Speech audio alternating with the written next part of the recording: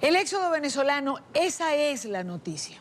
Según la ONU, alrededor de 2.3 millones de venezolanos han huido del país como consecuencia de esta crisis. Particularmente creo que este número abarca a los venezolanos que han salido en los últimos 8 meses, quizás. Brasil no descarta el cierre de la frontera para frenar en seco la llegada de los venezolanos en plena campaña electoral. Se está acusando a políticos xenófobos de estar detrás del ataque, por ejemplo, al campamento de refugiados venezolanos ubicado en Pacaraima, en el estado de Roraima. En Perú, la prensa reseña que muchos venezolanos han decidido regresar, pero a buscar a su familia y volver con ella antes del 25, que comenzaría a regir la decisión de pedir el pasaporte para ingresar. El éxodo, como decía, es la noticia, es lo que vemos reflejado cada día en la prensa internacional. Por eso quiero saludar en esta parte del programa a Carolina Jiménez Sandoval. Ella es directora adjunta de investigación para las Américas de Amnistía Internacional, que ha hecho un trabajo de investigación, sobre todo a finales del año pasado, en relación al éxodo venezolano. Bienvenida, buena tarde para usted. Buenas tardes, Idania, muchas gracias. ¿Cuáles son, Carolina, las características que identifican ustedes en este éxodo, en el éxodo venezolano? Bueno, en primer lugar, una de las características principales de esta crisis de migración forzada es su magnitud. Es decir, estamos hablando, y como bien lo decías anteriormente, según las Naciones Unidas, de por lo menos 2.3 millones de personas en movimiento, ¿no? Saliendo de un país que hace no muchos años era un país de acogida de inmigrantes, era un país que recibía migrantes, tanto latinoamericanos como de muchas otras partes del mundo. Otra característica de este éxodo es su celeridad. Estamos viendo unos movimientos poblacionales grandes, pero además muy acelerados, ¿no? En los últimos 2 años, y sobre todo en lo que va del 2018, la cantidad de personas saliendo en un tiempo muy corto justamente ha impuesto nuevos desafíos a los países que los están recibiendo, porque todo ha pasado de una manera muy rápida. Y tal vez una tercera característica es que estamos viendo un cambio importante en la demografía de las personas que están saliendo del país, en sus características socioeconómicas. Si bien en alguna época, cuando comenzaron las primeras olas de migrantes venezolanos, se trataban principalmente de personas con diferentes niveles de estudio y de posibilidades, incluso a nivel económico, de mantenerse en los países a los que llegaban. Hoy en día estamos viendo que personas de un bajo nivel económico que están realmente saliendo del país exclusivamente para poder sobrevivir o para que sus familias sobrevivan con muy escasos recursos, llegan a los países de recepción en situaciones precarias, no solo para establecerse, sino también en algunos casos en situaciones difíciles en cuanto a su salud y a su integridad física. Entonces, repito, es una crisis de migración forzada sin paralelos, sin precedentes en la historia de la región,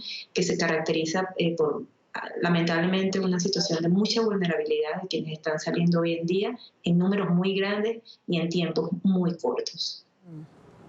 Yo suelo, cuando toco este tema, suelo decir que esta oleada migratoria, esta última, es la oleada del desespero, porque la gente está saliendo simplemente de una forma desesperada para preservar su vida, porque tristemente, y aunque se quiera negar en territorio venezolano, esa es la situación.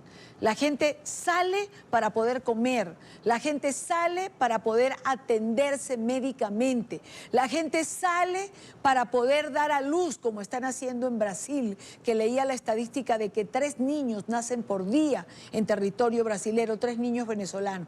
Es la oleada del desespero, lo que a su vez, Carolina, está generando también desespero en las poblaciones de choque, la que reciben este primer impacto.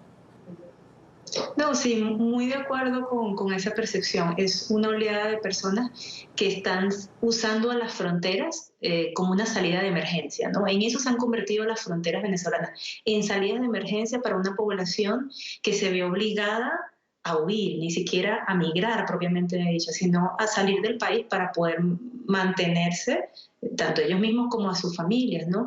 Y justamente en los trabajos que hemos venido realizando, en las investigaciones, obviamente desde una perspectiva de derechos humanos, vemos que la principal razón de la salida es usualmente la falta de acceso al derecho a la alimentación, seguido por, pues, obviamente, un desempleo e imposibilidad de sostenibilidad económica. Y una tercera causa es el no derecho a la salud, una garantía fundamental que debería de poder proveer el Estado venezolano, pero todos sabemos que el sistema hospitalario en Venezuela ha colapsado, a lo que se suma además una gran escasez de medicinas que no permite que pacientes crónicos, mujeres embarazadas en riesgo, etcétera, puedan acceder a los tratamientos que necesitarían en su país, se ven obligados a cruzar una frontera.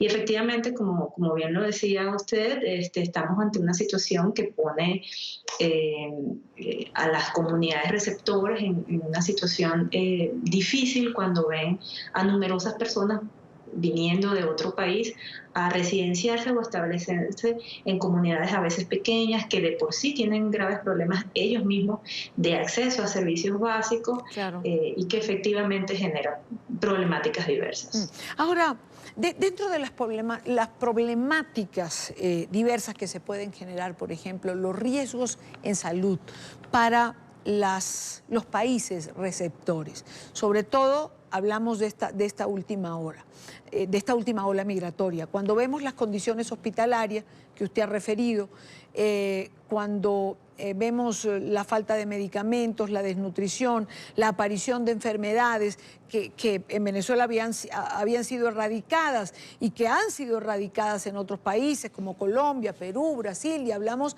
de enfermedades como el sarampión, la rubiola, la difteria. ¿Cuál es el riesgo de estos países al recibir esta ola migratoria? Sí, no cabe duda de que justamente las personas que están huyendo de Venezuela por el tema de salud llegan a estos países en necesidad de atención médica, en algunas ocasiones sí, portadores de infecciones que no pudieron ser tratadas en Venezuela, aunque debieron haber podido ser tratadas como lo fueron tratadas hace algunos años, ¿no? Cuando el sistema de salud no había colapsado. Creo que lo importante aquí es que los países que están recibiendo a los venezolanos y que en efecto se están encontrando con estos desafíos en materia de atención a la salud, tienen que diseñar programas de atención inmediata en términos humanitarios. En estas comunidades en donde se percibe una mayor llegada de venezolanos, y en efecto de muchos venezolanos con necesidad de tratamientos médicos, tienen que estar instalados ya unidades especializadas para tratamientos de las personas, porque con eso, primero, se les garantiza el derecho a la salud de las personas que están llegando, pero también se pueden evitar situaciones de infección, etcétera, que obviamente hay que manejar a nivel de la comunidad de recepción. Pero sí tienen que los países comenzar a invertir y a enviar ayuda humanitaria a las zonas de mayor llegada, porque no nos cabe duda que las necesidades de atención médica de los venezolanos que están migrando son altas, son diversas, y lamentablemente la salud que no pudieron recibir en su país de origen, en este caso en Venezuela, esperamos puedan recibirla en los países a donde están llegando. Sí, hay una cifra, estuve leyendo parte de la investigación de Amnistía Internacional, ¿no? Y para que nuestra teleaudiencia tenga idea de lo que significa el aumento de pacientes o de venezolanos que requieren atención. Por ejemplo, según el Ministerio de Salud de Colombia, el número de venezolanos y venezolanas atendidas en el territorio nacional en el 2015, para que tengan un número de referencia, era de 1.475. Mientras que para octubre de 2017 la cifra ascendía a 18.298, es decir, 12 veces más. Esto era a octubre de 2017. Bueno, no quiero pensar cómo se ha multiplicado esa cifra a agosto de 2018, porque la diferencia debe ser abismal. Ahora, Carolina, dentro de una circunstancia como esta, por ejemplo, ¿qué ayuda puede proporcionar o qué puede significar la llegada de un barco hospital como el que ha anunciado Estados Unidos, que va a enviar a costas colombianas para ayudar a paliar esta situación? Toda ayuda que viene de la cooperación internacional en una crisis de esta magnitud es bienvenida, pero lamentablemente es probable que se quede corta dada la cantidad de venezolanos que están llegando a los diferentes países. Justamente las cifras que mencionaba y que es súper importante entender que estas cifras se están multiplicando semanalmente, diariamente. Obviamente es probable que el número unos meses después sea incluso el doble, implican que los apoyos que pueden recibir los países de la región y la propia Venezuela tienen que multiplicarse porque el número es verdaderamente abrumador. Entonces probablemente serán algunas personas atendidas en buena hora. Celebramos que los países puedan coordinarse para proveer de cooperación y de ayuda humanitaria a los países receptores, pero sí esperamos que haya una coordinación regional articulada que de verdaderamente se aproxime este programa a esta problemática con una mirada regional. Lo que haga un país, si es a favor de las y las personas migrantes, siempre es bienvenido, pero como no es una crisis de un solo país, claro, o de dos países, es una crisis de toda la región, se necesita mayor articulación y mayor cooperación internacional que la que se está viendo. Justo iba para allá. Es decir, la respuesta tiene que ser una respuesta regional. Quizás la reunión que ha convocado el gobierno de Ecuador, de cancilleres, sea precisamente, y creo que está convocado ACNUR y la Agencia Internacional de Migraciones, tiene que ser una acción conjunta. Ya no es posible que un solo país pueda de alguna manera dar una solución. Ya tiene que ser una ayuda regional y coordinada, como señala.